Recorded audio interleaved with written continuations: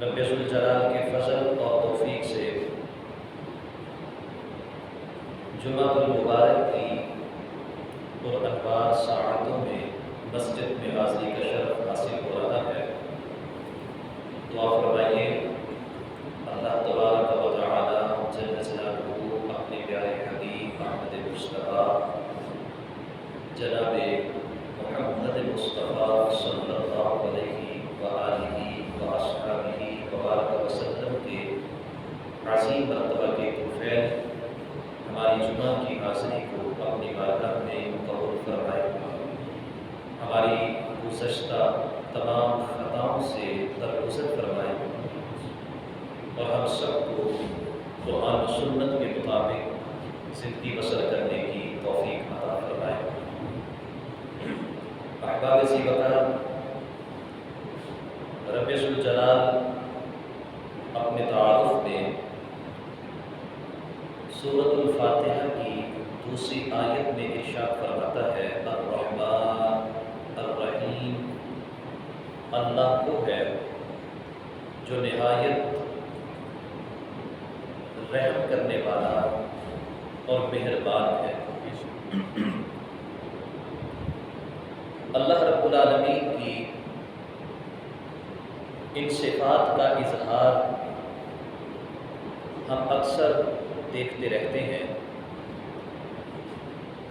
رب ذوالجلال کبھی اپنے بندوں کو اپنی رحمت کی بارش عطا فرما کے اپنی اس صفت کا اظہار فرماتا ہے، کبھی بیمار کو شفا عطا فرما کے اپنی اس صفت کا اظہار کرتا ہے، کبھی تندرست کو خوشحال بنا کر، کبھی مقروض کو قرض سے نجات عطا فرما کے اپنی اس صفت کا اظہار کرتا ہے، اور کبھی ان سب سے بڑھ کے رب ذوالجلال اپنے بندے کے گناہوں کو مٹا کر اپنی صفت کا اظہار فرماتا ہے۔ خالق کائنات جل جلالہ نے اپنے بندوں پر جو اپنا کرم فرمایا اور اپنے بندوں کو جو اپنی رحمتوں سے نوازا، اس کا ایک انداز یہ ہے کہ اللہ نے مختلف ایام اور مختلف مواقع امت مسلمہ کو عطا کر دیے، اور ان ایام اور ان مواقع کو رب ذوالجلال نے گناہوں کی بخشش و مغفرت اور درجات میں بلندی کا باعث ٹھہرا دیا۔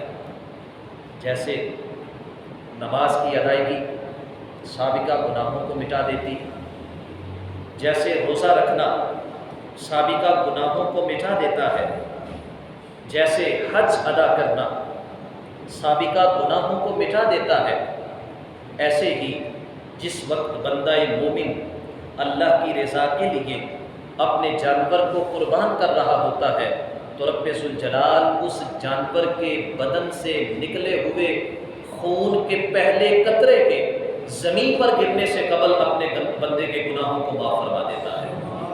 تو یہ اللہ کی رحمت کے اظہار کا ایک انداز ہے۔ انسان گناہ گار ہو، خطا کار ہو، مجرم ہو اور حاکم کے سامنے حاضر ہو، پھر حاکم کی مرضی ہے اور حاکم اپنی مرضی کے مطابق حکم دے کر اس حکم کو نافذ کر سکتا ہے۔ رب ذوالجلال کی رحمت کا انداز یہ ہے کہ رب ذوالجلال کی جناب میں جب کوئی اپنے دامن مراد کو پھیلا کر اپنے جرائم کا اعتراف کرتے ہوئے اللہ سے بخشش مانگ لے، اللہ سے توبہ کر لے، زبان سے نہ بھی ہو، اپنے کسی عمل کے ذریعے اللہ رب العالمین کی طرف رجوع کر لے، اپنے کسی انداز کے ذریعے رب ذوالجلال سے معافی طلب کر لے، اور رب ذوالجلال اپنے بندے کے اس انداز اور اس عمل کو بنیاد بنا کر اس کی خطاؤں کو معاف فرما دیتا ہے۔ جیسے قربانی کا ایک عمل ہے، اب بظاہر جانور کو ذبح کیا جا رہا ہے، بظاہر اس کا خون زمین پہ گر رہا ہے، درد وہ محسوس کر رہا ہے، لیکن خطائیں اس جانور کو قربان کرنے والے کی مٹائی جا رہی ہیں، درجات اس جانور کو اس قربان کرنے والے کے بلند کیے جا رہے ہیں۔ تو یہ اللہ حکم الحاکمین کی وسیع رحمت کا ایک انداز ہے۔ میرے بھائیو، آج کا دن حجاز مقدس میں رؤیت ہلال کے اعتبار سے 9 ذوالحج یوم عرفہ کا ہے۔ عین اس وقت لاکھوں کی تعداد میں فرزندان اسلام میدان عرفات میں موجود، رب ذوالجلال کی توحید، مصطفیٰ جان رحمت کی رسالت اور عقیدہ آخرت میں پہرا دینے کے لیے موجود ہیں۔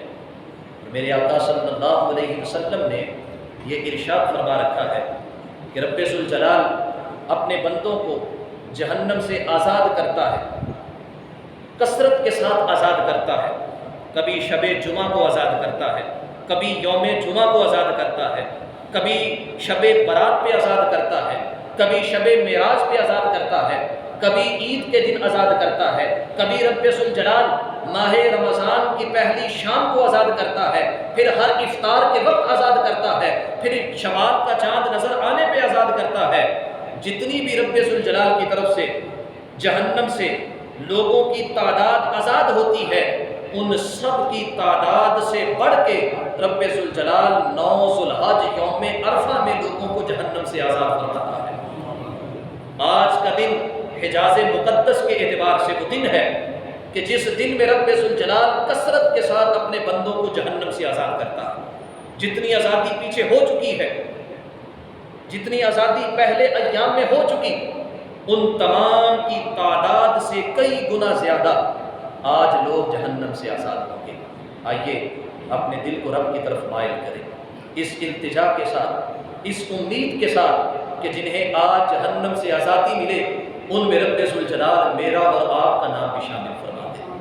آج ہماری وجہ سے شیطان ذلیل ہو جائے، آج ہماری وجہ سے شیطان رسوا ہو جائے، آج ہماری وجہ سے شیطان خود کو حقیر سمجھے، آج ہماری وجہ سے شیطان شدید غصے میں آ جائے کہ میں نے تو ان کو گمراہی کی طرف لے کر جانا تھا، میں نے تو ان کو صراط مستقیم سے ہٹانا تھا، میں نے تو ان کو جام کوثر سے محروم کرنا تھا، لیکن یہ یوم عرفہ کی مناسبت سے اپنے رب کی طرف رجوع کرتے ہوئے اپنے رب کو منانے میں کامیاب ٹھہرے، اور میرے رب نے ان کی ساری خطائیں معاف کر کے ان کو جہنم سے آزاد فرما دیا۔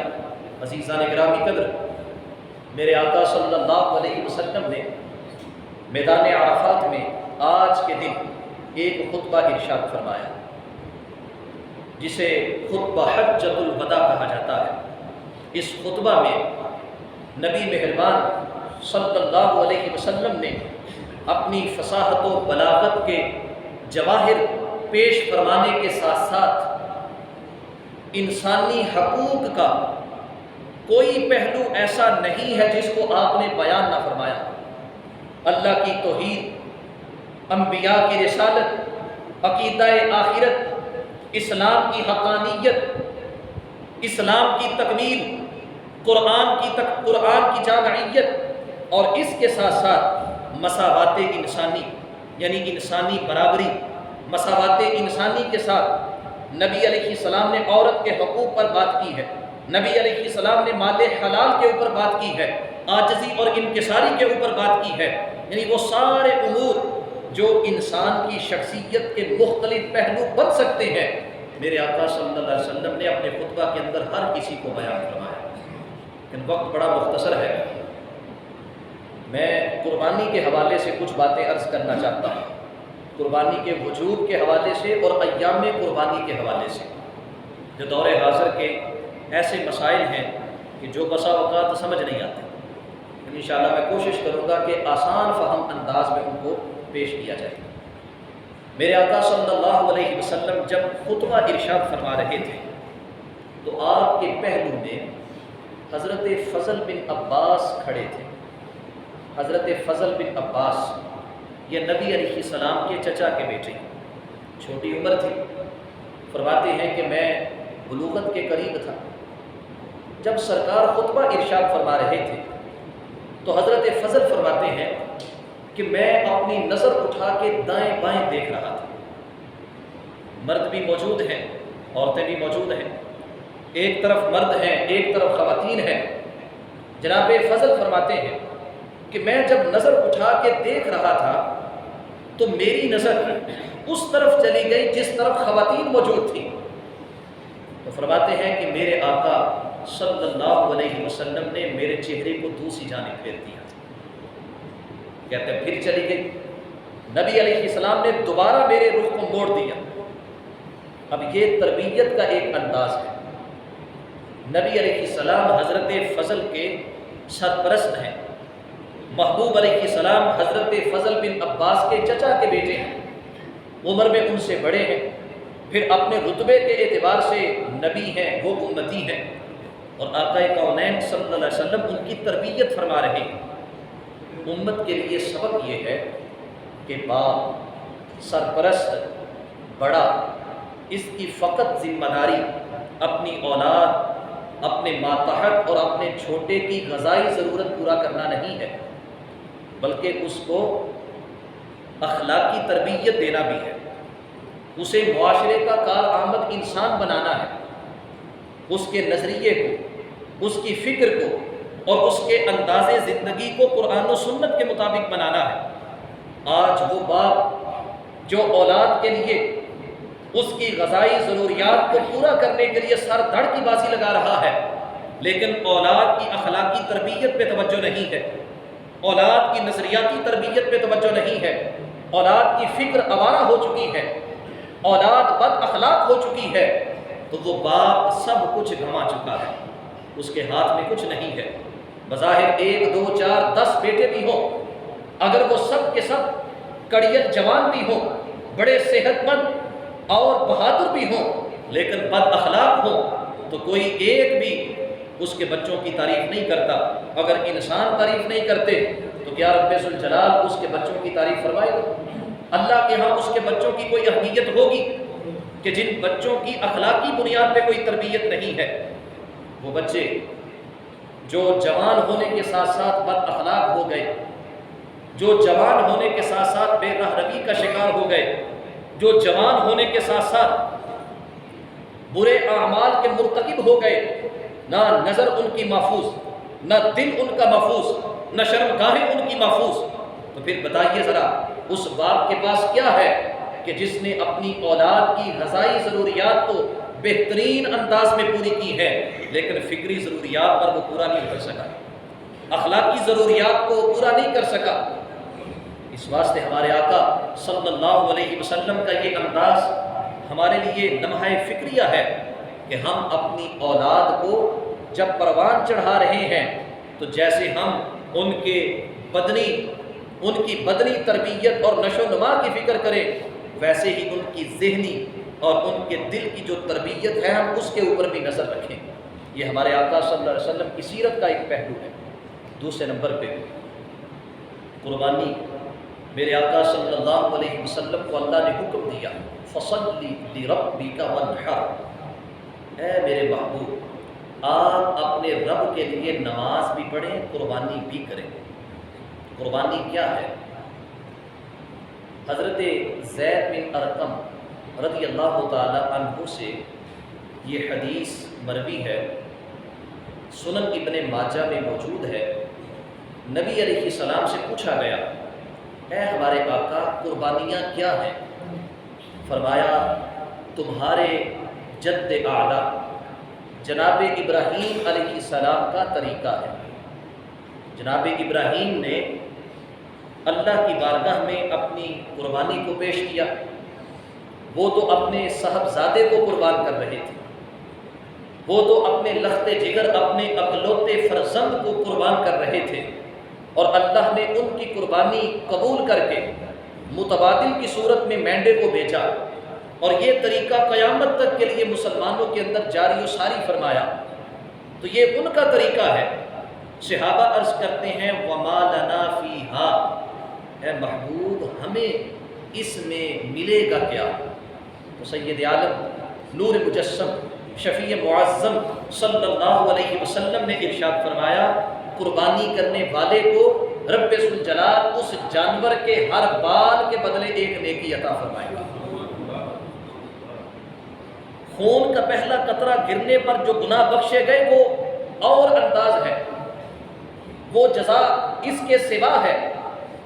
جیسے رب ذوالجلال قرآن مجید برہان رشید سورہ قاف کے اندر اپنے جنت میں جانے والے بندوں کے لیے ارشاد فرماتا ہے کہ اے میرے بندو، جنت میں تمہارے لیے وہ ہوگا جو تمہارا دل چاہے گا، وَلَدَيْنَا مزید، اور ہم اپنی طرف سے اور بھی تمہیں عطا فرمائیں گے۔ جو چاہو گے وہ بھی ملے گا، اور جو ہم چاہیں گے وہ بھی ہم تمہیں عطا فرمائیں گے۔ تو یہاں قربانی کرتے وقت بھی ایک طرف جانور کے بدن سے جو خون کا پہلا قطرہ ٹپک کے زمین پہ جا رہا ہے، زمین اس کے زیادہ دور ہے، بالکل قریب ہونے کے باوجود کہ محض چند ملی میٹر کا جو ہے وہ فاصلہ ہے، بلکہ جانور کی گردن زمین سے ملصق ہے، لیکن آقا فرماتے ہیں کہ اللہ کے ہاں مقبولیت کا عالم یہ ہے کہ جانور کی وہ گردن جو زمین کے ساتھ ملصق ہے، بالکل چپٹی ہوئی ہے، اس سے خون کا قطرہ نکل کے زمین پہ بعد میں گرتا ہے، رب ذوالجلال کے عرش کے اوپر اس قربانی کی قبولیت پہلے ہو چکی ہوتی ہے۔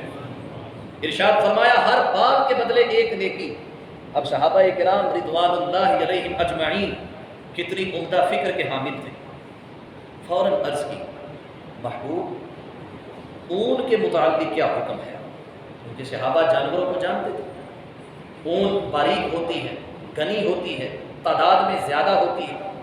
عرض کی محبوب اگر کوئی مینڈا ذبح کرے، اگر کوئی چھترے کو بھیڑ کے بچے کو ذبح کرے، بکرا نہ ہو، گائے نہ ہو، اونٹ نہ ہو، بھینس نہ ہو، تو اون والا جانور اگر وہ قربان کرتا ہے، اون تو گھنی ہے، پتلی ہے، باریک ہے، تعداد میں زیادہ ہے، اس کا حکم کیا ہے؟ تو میرے آقا صلی اللہ علیہ وسلم نے فرمایا میرا رب اون کے ہر بال کے بدلے بھی ایک نیکی عطا فرمائے گا۔ یاد رکھیں ہم عمل کر کے تھک سکتے ہیں، وما مسنا باللغوب، اللہ قرآن میں فرماتا ہے مجھے کبھی اکتاہٹ نہیں ہوتی۔ اللہ قرآن میں ارشاد فرماتا ہے میرے لیے کوئی اکتاہٹ نہیں ہے، میرے لیے کوئی تھکن نہیں ہے، میں اس کائنات کا نظام چلاؤں کوئی تھکن نہیں ہے، میں صبح و شام اس نظام کے اندر تبدیلی لاؤں کوئی تھکن نہیں ہے، میں صبح و شام اپنے بندوں کو نوازوں کوئی تھکن نہیں ہے۔ کروڑوں کی تعداد میں میرے بندے میرے حضور سر جھکا کے سبحان ربی الاعلیٰ کی صدائیں بلند کریں، ان کو جزا دیتے ہوئے مجھے کوئی تھکن نہیں ہے، اور ایک وقت کے اندر کروڑوں کی تعداد میں جانور قربان کر کے وہ میرا قرب پائیں، انہیں نوازتے ہوئے مجھے کوئی تھکن نہیں ہو سکتی۔ میرے بھائیوں ہم تھک سکتے ہیں لیکن ہمارا رب تھکنے سے پاک ہے۔ اللہ رب العالمین کی ذات تھکن جیسے ہر عیب سے پاک ہے، وہ اپنے بندوں کو نوازتا ہے۔ کتنا نوازتا ہے؟ حدیث کے الفاظ ہیں، میرے آقا صلی اللہ علیہ وسلم فرما رہے تھے کہ جو کوئی اپنے والدین یا دونوں میں سے کسی ایک کو محبت بری نظر سے دیکھے تو رب ذوالجلال اسے حج مبرور کا ثواب عطا کرتا ہے۔ صحابہ عرض کرتے محبوب اگر کوئی دن میں 2 مرتبہ دیکھ لے، فرمایا میرا رب اسے 2 حجوں کا ثواب عطا کرتا ہے۔ عرض کی محبوب اگر کوئی 100 مرتبہ دیکھ لے، میرے آقا صلی اللہ علیہ وسلم نے فرمایا اللہ اکبر۔ جواب میں نبی علیہ السلام نے ایسا جملہ ارشاد فرمایا کہ تم کوئی بھی عدد لے آؤ، رب ذوالجلال اس عدد کے برابر تمہیں جزا عطا فرمائے گا۔ 100 مرتبہ دیکھو اللہ 100 مرتبہ حج مبرور کا ثواب عطا کرے گا، 1000 مرتبہ دیکھو، 10,000 مرتبہ دیکھو، لاکھ مرتبہ دیکھو، دیکھتے دیکھتے تم تھک جاؤ گے، جزا دیتے ہوئے رب ذوالجلال کو کوئی تھکن نہیں ہو سکتی۔ اللہ قرآن میں فرماتا وما مسنا من لغوب، ہمیں کوئی تھکن نہیں ہوتی، ہم جزا دیتے ہوئے کوئی نہیں تھکتے، نہ ہی اللہ رب العالمین کے خزانوں کے اندر کوئی کمی واقع ہوتی ہے۔ میرے بھائیوں قربانی کتنی جزا ہے اس کی کہ خون کے پہلے قطرے کے زمین پہ گرنے سے قبل گناہ بخشے گئے، جو بدن پہ بال ہیں یا اون ہے اس کی تعداد کے مطابق رب ذوالجلال نے جزائیں بھی عطا فرما دی، نیکیاں بھی عطا کر دی۔ اب قربانی واجب ہے، یہ اختیار نہیں ہے۔ بعض لوگ یہ کہتے ہیں کہ قربانی تو ایک سنت ہے، جیسے باقی سنتیں ہیں کہ وضو سے قبل مسواک کریں جزا پائیں، نہ کریں گناہ کوئی نہیں۔ مسجد میں داخل ہوتے دایاں قدم پہلے رکھنا سنت ہے، کریں گے جزا پائیں گے، نہ کریں گناہ کوئی نہیں۔ تو یہ اس طرح کی باتوں میں لپیٹ کر یہ کہہ دیا جاتا ہے کہ قربانی کرنا بھی سنت ہے، کر لیں جزا پائیں، نہ کریں گناہ نہیں، جبکہ ایسا نہیں ہے۔ پوری امت کا اس پر اجماع منعقد ہے، صاحب نصاب مسلمان مرد و عورت پہ قربانی واجب ہے، اور واجب وہ عمل ہوتا ہے جس میں اختیار نہیں ہوتا، واجب وہ عمل ہوتا ہے کہ جس کے لیے رب ذوالجلال نے، نبی علیہ السلام نے شرائط کو طے کیا ہوا ہے، اور ہم ان شرائط کے پابند ہیں، ہم ان شرائط سے نکل نہیں سکتے۔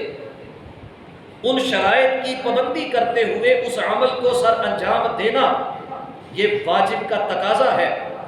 جیسے دیکھیں نماز فجر اپنے وقت کے ساتھ اپنی شرائط کے ساتھ ہے، لیکن اگر کوئی نفل پڑھنا چاہے وہ 2 رکعت نفل اب بھی پڑھ سکتا ہے، ظہر کے جمعہ کے بعد بھی پڑھ سکتا ہے، مغرب کے بعد پڑھ سکتا ہے، عشاء کے بعد پڑھ سکتا ہے۔ لیکن وہ کہے کہ نہیں، چونکہ میں تھک چکا ہوتا ہوں، مجھے صبح کے وقت جاگ نہیں آتی، بیدار نہیں ہو پاتا میں، اور میں نماز فجر کو وقت سے پہلے پڑھنا چاہوں گا، تو کوئی بھی اس کے جواز کا فتویٰ نہیں دے، اس واسطے کہ واجب اپنی شرائط کے ساتھ ہوتا ہے۔ قربانی واجب ہے اپنی شرائط کے ساتھ۔ شرائط کون سی ہیں؟ 2 شرائط بڑی اہم ہیں، ایک بدنی اعتبار سے، ذاتی حیثیت سے، اور دوسری مالی حیثیت سے۔ مسلمان عاقل ہو، بالغ ہو، آزاد ہو، مقیم ہو، اس پہ قربانی صاحب نصاب ہونے کی صورت میں واجب ہے۔ عاقل یعنی عقل مند ہو، مجنون، دیوانہ، مخبوط الحواس، ایسا شخص جو کومے میں جا چکا، اس پہ قربانی نہیں ہے۔ بالغ ہو، نابالغ کے اوپر قربانی نہیں ہے، اگرچہ مالدار ہو، لاکھ پتی ہو، جائیداد اس کی ملکیت اور قبضے میں ہو، قربانی نہیں جب تک وہ بالغ نہیں ہوتا۔ تیسرے نمبر پہ آزاد ہو، غلام پہ قربانی نہیں ہے۔ چوتھے نمبر پہ مقیم ہو، مسافر پہ قربانی نہیں ہے۔ مقیم ہو، سفر میں نہ نکلا ہو، یا اگر وہ جیسے آج کل بیرون ملک لوگ جاتے ہیں اور اس مقام کو اپنا ٹھکانہ بنا لیتے ہیں، تو وہ بھی ان کا سکنا بن جاتا ہے، کیونکہ ایک شخص کے 1 سے زائد گھر ہو سکتے ہیں۔ مقیم ہو، یہاں پہ ہو یا جہاں پہ وہ ملازمت کرتا ہے اور اس جگہ کو وہ اپنا گھر بنا چکا ہے، اس کے اوپر پھر قربانی صاحب نصاب ہونے کی صورت میں واجب ہو جائے گی۔ اب نصاب کیا ہے؟ نصاب، اس حوالے سے اکثر احباب الجھن کا شکار ہو جاتے ہیں۔ نصاب کو بیان کرنے سے قبل فارسی زبان کی ایک کہاوت ہے، من آنم من دانم، میں کیا ہوں یہ مجھ سے بڑھ کر کوئی نہیں جانتا، میرے پاس کیا ہے یہ مجھ سے بڑھ کر کوئی نہیں جانتا، میری جیب میں، میرے گھر میں، میرے اکاؤنٹ میں، میری دکان میں، میری فیکٹری کے اندر کیا کچھ پڑا ہے یہ مجھ سے بڑھ کر کوئی نہیں جانتا۔ من آنم من دانم، میں کیا ہوں مجھ سے بڑھ کر کوئی نہیں جانتا۔ اب اس بنیاد پہ نصاب کیا ہے اس کو ذرا سن لیں۔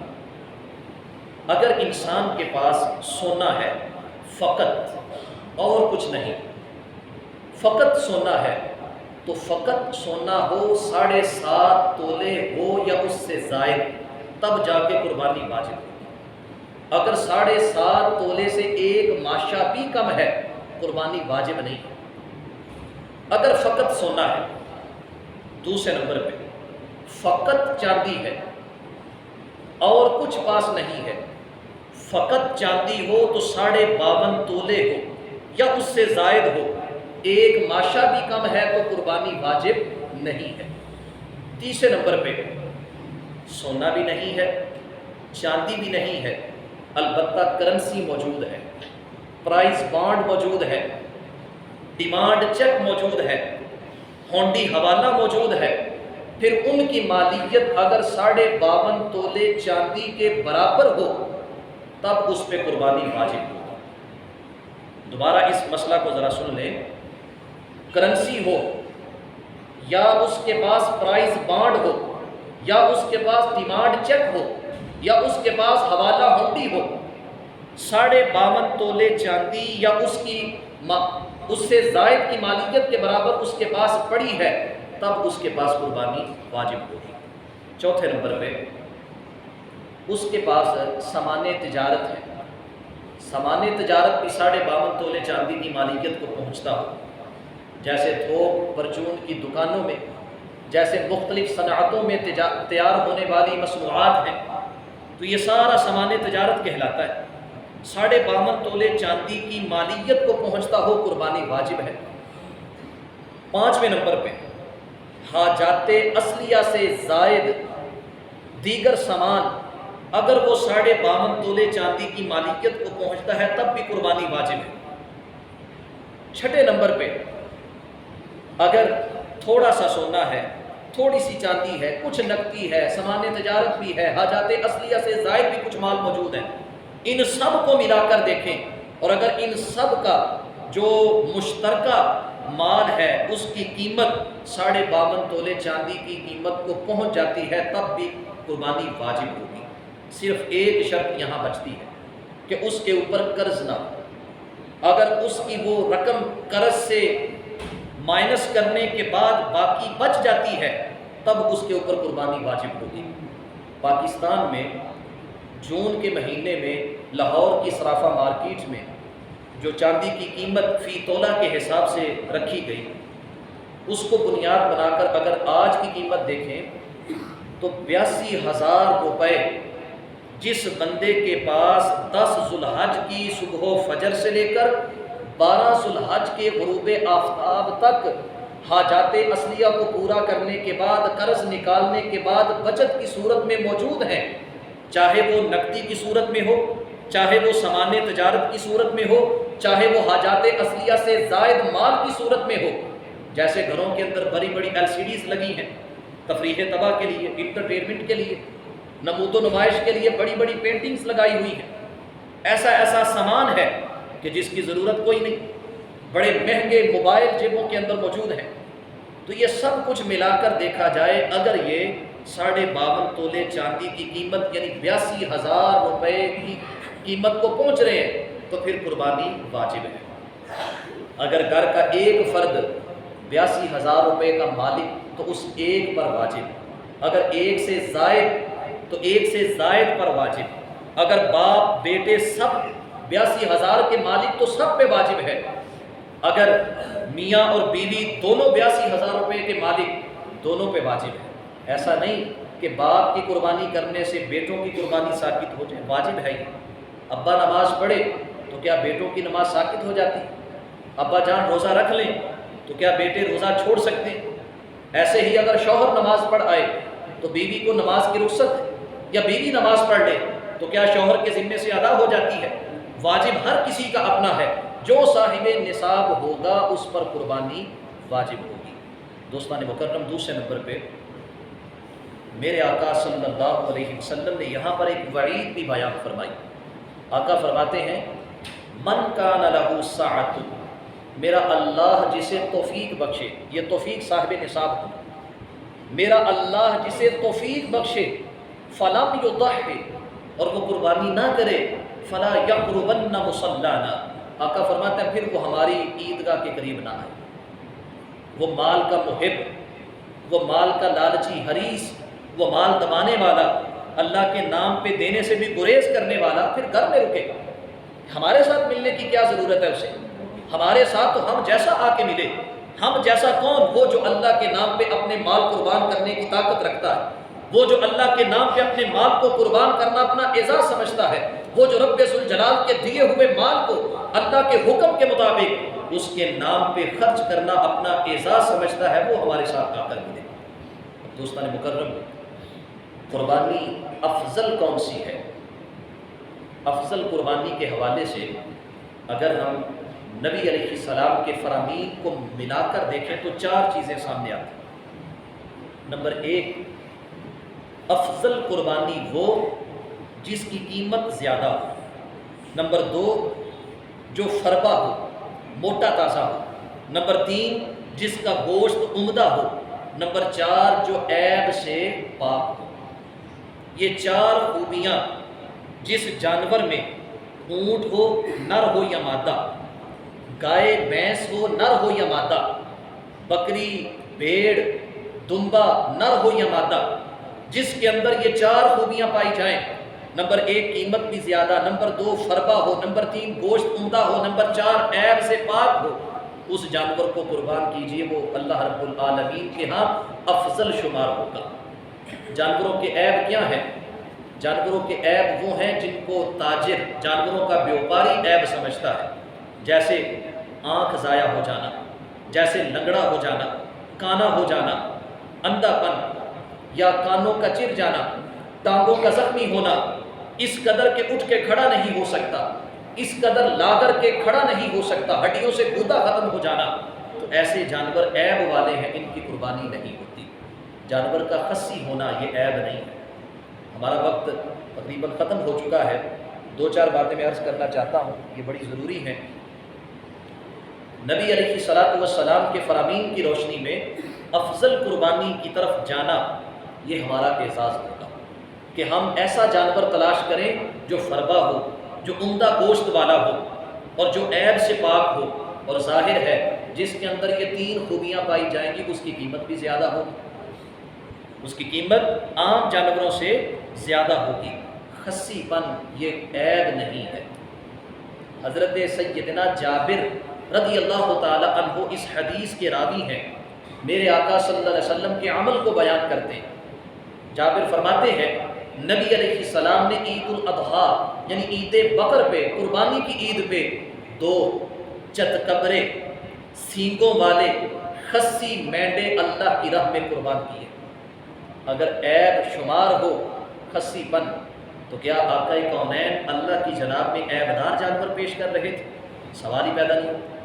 نبی علیہ الصلوۃ والسلام نے جو عمل کیا ہے وہ ہر عیب سے پاک ہے، تو نبی علیہ السلام کی سنت کے مطابق اگر کوئی خصی جانور قربان کرتا ہے تو یہ عیب شمار نہیں ہوگا۔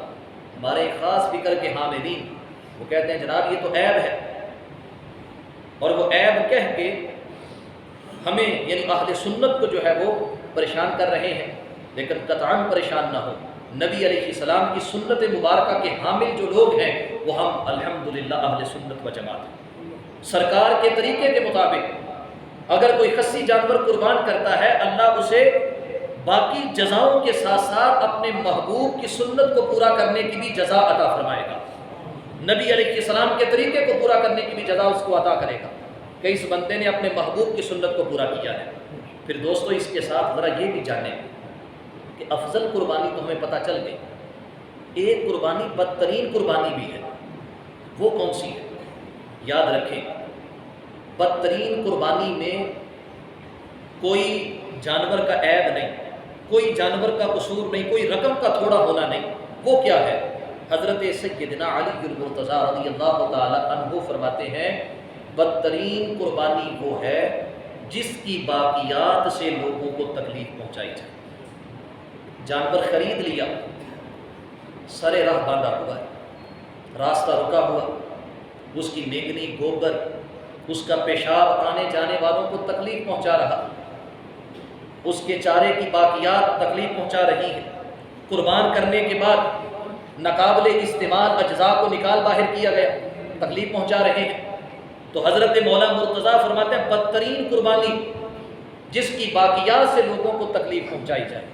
دوستو ہزاروں لاکھوں لگا کے اپنی مرضی کے خوشی کے جانور خرید کے لاتے ہیں، سینکڑوں لگا کے کچھ تھیلے بھی خرید لیں کہ جن میں ان جانوروں کی باقیات کو سمیٹ کر کسی محفوظ مقام پہ منتقل کر دیا جائے، تاکہ ہم اس جانور کی وجہ سے لوگوں کو تکلیف پہنچانے والے نہ بنیں۔ وہ جانور تو بے زبان ہے، وہ جانور تو اپنے عمل کا مالک نہیں ہے، اس کا عمل اللہ کے ہاں اس پر سوال نہیں ہے، لیکن اس جانور کو گلی میں باندھنے والا، اس جانور کی باقیات کو پھیلا دینے والا، نہ اٹھانے والا، چشم پوشی کرنے والا، وہ ذمہ دار ہے، اور جزا تو اس نے اللہ سے لے لی، اور اللہ نیتوں کو جانتا ہے۔ اس لیے حضرت سیدنا علی المرتضیٰ رضی اللہ تعالیٰ فرماتے ہیں بدترین قربانی وہ ہے کہ جس کی باقیات سے لوگوں کو تکلیف پہنچائی جائے۔ ابھی اسے عزم کر لیں کہ ہم نے انشاءاللہ جانور کی باقیات لوگوں تک نہیں پہنچنے دیں، ہم نے ان کو محفوظ کر کے جہاں گورنمنٹ نے کوئی مقام مختص کیا ہے اس مقام تک ہم نے پہنچانا ہے، کوڑا دان تک، گاربیج کنٹینر جہاں پڑے ہو وہاں تک ہم نے منتقل کرنے، تاکہ ہم افضل قربانی کا ثواب لیں۔ اپنی سستی کی وجہ سے، غفلت کی وجہ سے، چشم پوشی کی وجہ سے ہم افضل قربانی کے اجر سے محروم نہ ہو جائیں۔ آخری بات عرض کرتا ہوں قربانی کے ایام کے حوالے سے۔ پوری دنیا میں اور کہیں نہیں، صرف ہمارے ہاں ایک خاص طبقہ ایسا ہے کہ جو 13 ذو الحج کو بھی قربانی کا دن کہتا ہے اور بڑے فخر سے اس دن قربانی کرتا بھی ہے، بڑے فخر سے قربانی کرتا ہے، اور احادیث پڑھ کے ایسی حدیث کہ جس حدیث کے الفاظ کے اوپر خود نبی علیہ السلام کا عمل، خود صحابہ کرام کے اقوال موجود ہیں، ان تمام اقوال کو مسترد کرتے ہوئے نبی علیہ السلام کے ایک ایسے جملے کو کہ جو قابل توضیح ہے، جو مبہم انداز کا ہے، محکم نہیں ہے، اس جملے کو بنیاد بنا کر کہا جاتا ہے کہ 13 ذو الحج بھی قربانی کا دن ہے، کیونکہ نبی نے فرمایا کہ ایام تشریق سارے کے سارے قربانی کے دن بنتے ہیں۔ اب آئیے نبی علیہ السلام کی زبان سے فرمان جاری ہو، اس فرمان کی سب سے زیادہ سمجھ مجھے، آپ کو، آج کے دور کے لوگوں کو آئے گی یا صحابہ کرام رضوان اللہ علیہم اجمعین کو آئے گی؟ بالیقین صحابہ کرام محبوب کے اولین مخاطبین ہیں، بالیقین نبی علیہ السلام کے ہر فرمان کو جب وہ سنتے تھے، سمجھتے تھے، جو نہیں سمجھتے تھے پوچھ لیتے تھے۔ میرے آقا صلی اللہ علیہ وسلم کے فرامین کو سامنے رکھتے ہوئے حضرت امام مالک رحمۃ اللہ علیہ نے اپنی معطا کے اندر 3 روایات کو جمع کیا۔ کس کس سے؟ تاجدار حل عطا حضرت مولا مرتضیٰ سے، جو باب مدینۃ العلم ہے۔ میرے آقا نے فرمایا انا دار الحکمہ وعلی بابھا، انا مدینۃ العلم وعلی بابھا، فرمایا میں علم کا شہر، میں حکمت کا گھر، اور اس کا دروازہ حضرت علی المرتضیٰ ہے۔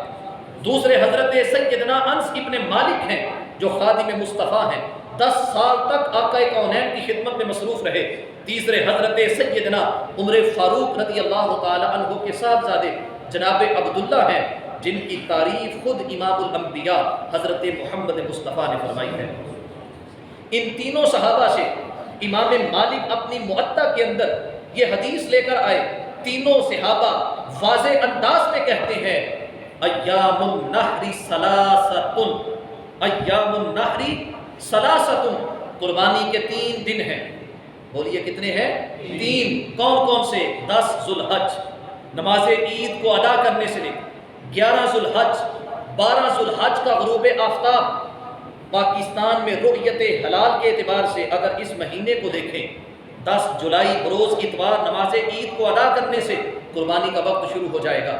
11 جولائی پیر کا دن، 12 جولائی منگل کا دن غروب آفتاب تک قربانی کا وقت ہوگا۔ جیسے ہی سورج غروب ہوگا قربانی کا وقت ختم ہو جائے گا۔ تو میرے بھائیو، یہ حدیث کے مطابق آپ کے سامنے عرض کر رہا ہوں، معطا امام مالک کی حدیث مبارکہ ہے، جو حدیث کی مدون سب سے پہلی کتاب شمار ہوتی ہے۔ اس میں حضرت سیدنا علی المرتضیٰ سے، حضرت سیدنا انس ابن مالک سے، حضرت سیدنا عبداللہ بن عمر سے رضی اللہ تعالی عنہم سے یہ حدیث مروی ہے کہ ایام نہر 3 ہے، اور ہمیشہ سے اہل اسلام 3 دنوں پر قربانی کرتے رہے۔ چوتھا دن قربانی کا دن نہیں ہے۔ یہ خاص فکر کا حامل طبقہ، جبکہ اسی طبقے سے، اسی مسلک سے تعلق رکھنے والی ایک بہت بڑی جو تعداد ہے علماء کی، وہ کہتے ہیں غلط کرتے ہیں۔ ان کی کتابوں میں لکھا ہوا توضیح الاحکام کے اندر کہ ایام نہر 3 ہے، چوتھا دن قربانی کا نہیں ہے۔ اللہ کم الحاکمین ہمیں افضل انداز میں اپنی قربانی کو پیش کرنے کی توفیق عطا فرمائے، اور ہر عمل کو سنت کے مطابق آگے بڑھانے کی توفیق بخشے۔ وآخر دعوانا ان الحمد للہ رب العالمین۔